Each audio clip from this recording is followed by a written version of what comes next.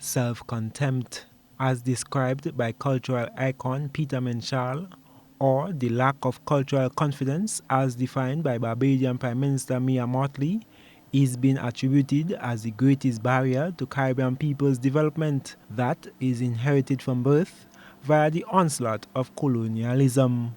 Mottley believes every small islander is restricted by the psychological mindset that we will never achieve revolutionary and international acclaim. Addressing the opening of the Time to Pivot event on Friday, the topic, the Caribbean as a global leader, Mottley says the lack of cultural confidence has led to several societal and ethnic issues. From political unrest to gun violence to bleaching of skins, the root of so many of our current regional problems boils down, I believe, to issues of identity and lack of cultural confidence. And that is why in our own Covenant of Hope, we literally put as the first chapter, identity and confidence. Because without that, we will go nowhere.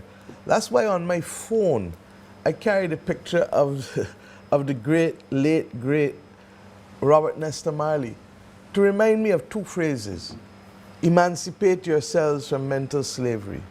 And of course, what does it profit a man to gain the world and to lose his soul? Who are we as a people? What is our purpose? And what is the value of our contribution? Are just some of the questions the CARICOM chair says need to be considered. The hard truth is that the Caribbean exited colonialism without the benefit of a development pact. I've been saying so every day for the last few months. Why?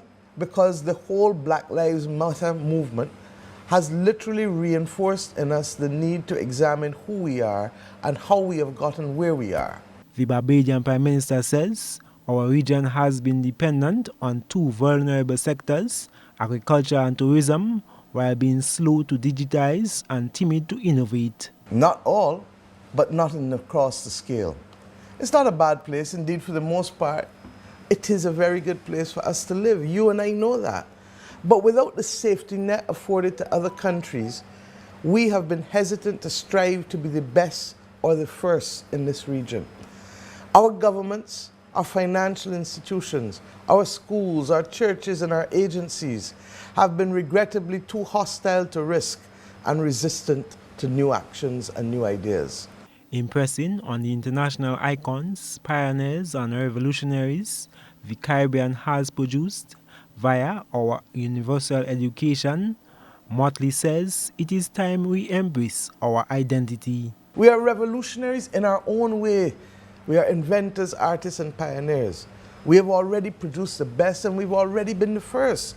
But why do we resist scale? Why do we not understand that scale is at the heart of transformation? How as a collective can we not put our own perspective and flair on this digital revolution? My friends, simply put, how can we pivot? Technology is the future, and she says its use should not alter the essence of our original identity. True prosperity and transformation, my friends, will not come from Caribbean technologies until we have the cultural confidence that Peter Minshall exhibited when he put stilt walkers at the Barcelona Olympiad.